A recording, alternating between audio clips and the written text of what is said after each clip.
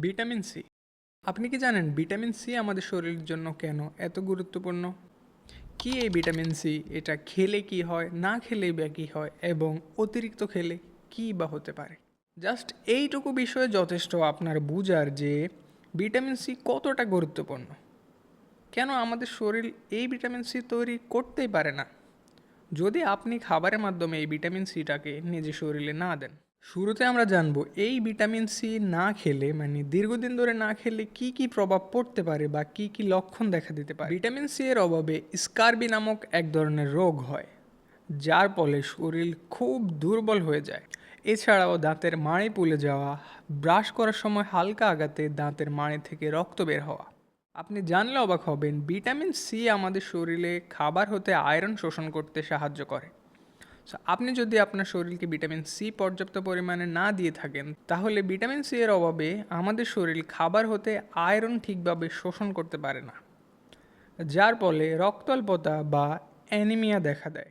Vitamin C এর অভাবে শরীরে কাটাছেঁড়া গেলে তা ঠিক হতে অনেক সময় লাগে। এছাড়া ত্বক ও চুলের ক্ষতি, যেমন ভিটামিন সি এর অভাবে আমাদের ত্বক খসখসে, শুষ্ক ও নিস্তেজ হয়ে পড়ে, যার ফলে আমাদের চুল ভেঙে যায় এবং চুল সহজে পড়ে যায়। রোগ প্রতিরোধ ক্ষমতা কমে যাওয়া। হ্যাঁ, আপনি ঠিকই শুনেছেন, ভিটামিন সি এর অভাবে আমাদের রোগ প্রতিরোধ ক্ষমতা কমে যায়, যার ফলে খুব ঘন ঘন সর্দি, জ্বর, কাশি, বিভিন্ন ইনফেকশন ও সংক্রামক রোগের ঝুঁকি বাড়ে। এছাড়াও ভিটামিন সি এর অভাবে আমাদের ত্বকের নিচে থাকা যে রক্তনালীগুলো আছে সেগুলো দুর্বল হয়ে যায়, যার ফলে অল্প আঘাতে কালো বা নীলচে দাগ পড়ে যায়। সো অনেক তো না খেলে কি হবে সেটা সম্পর্কে জেনেছি। এইবার আসি, এই ভিটামিন সি যদি শরীরের প্রয়োজনের থেকে অতিরিক্ত বেশি দিয়ে থাকি তাহলে কি কোনো ক্ষতি হবে? তার অ্যান্সার হ্যাঁ এবং না। এই হ্যাঁ এবং নার মিনিংস একটু পরে জানতে পারবেন। অ্যাকচুয়ালি আমরা খাবার হতে যে ভিটামিন সিটা সংগ্রহ করি সেটা আমাদের শরীরকে কোনো প্রকার ক্ষতি করে না। তার কারণ ভিটামিন সি মূলত একটা ওয়াটার সলিউবল ভিটামিন, যেটা আমাদের শরীরে অতিরিক্ত পরিমাণে দিলে, খাবারের মাধ্যমে অতিরিক্ত পরিমাণ ভিটামিন সি শরীরকে দিলে সেটা ইউরিনের মাধ্যমে শরীর বের করে দেয়। যদি ভিটামিন সি অতিরিক্ত খেলে কোনো সমস্যা নাই হয়ে থাকে তাহলে আমি হ্যাঁ এবং না কেন বললাম, চলুন জেনে নিই। তার কারণ অনেকেই ভিটামিন সি সাপ্লিমেন্ট ও ট্যাবলেট আকৃতিতে গ্রহণ করে থাকেন। আপনি যদি চিকিৎসকের পরামর্শ ছাড়া দীর্ঘদিন ধরে এই ভিটামিন সি সাপ্লিমেন্ট এবং ট্যাবলেট গ্রহণ করে থাকেন অতিরিক্ত মাত্রায়, তাহলে খুব মারাত্মক কিছু সমস্যা হতে পারে, যেমন কিডনিতে পাথর হওয়া। হ্যাঁ, আপনি ঠিকই শুনেছেন, কিডনিতে পাথর হওয়া। আপনি যদি চিকিৎসকের পরামর্শ ছাড়া দীর্ঘদিন ধরে এই ভিটামিন সি সাপ্লিমেন্ট গ্রহণ করে থাকেন তাহলে আপনার কিডনিতে পাথর হওয়ার ঝুঁকি অনেক বেড়ে যায়। এছাড়াও পেটে ব্যথা হওয়া, বমি বমি ভাব হওয়া, পেটে মোচড় দেওয়া, ডায়রিয়া হওয়া ইত্যাদি।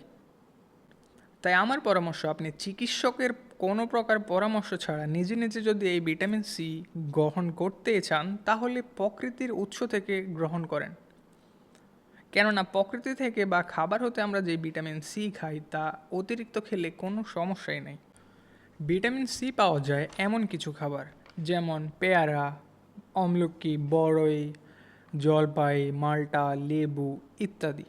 আপনি জানলে অবাক হবেন, পৃথিবীর সবচেয়ে বেশি ভিটামিন সি থাকে আমলকিতে, যেটা আমাদের বাংলাদেশ সহ বিভিন্ন দেশে খুব অল্প দামে পাওয়া যায়। এই ভিটামিন সি যদি আমরা নিয়মিত গ্রহণ করি তাহলে কি কি উপকার হবে?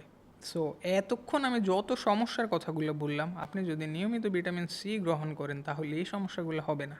তবে অলরেডি যদি আপনার এই সমস্যাগুলো হয়ে থাকে, যেমন চুল পড়ে যাওয়া, যদি আপনার চুল পড়ে যাওয়ার সমস্যা হয়, তবে এইটা শিওর নয় যে আপনার শুধু ভিটামিন সি এর কারণে চুল পড়তেছে।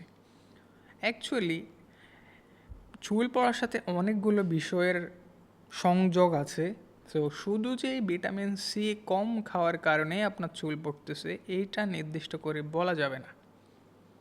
তবে আমরা এখানে ক্লিয়ার করার চেষ্টা করছি যে দীর্ঘদিন ধরে ভিটামিন সি না খেলে কি কি প্রভাব পড়তে পারে, specific vitamin C, nuts other one.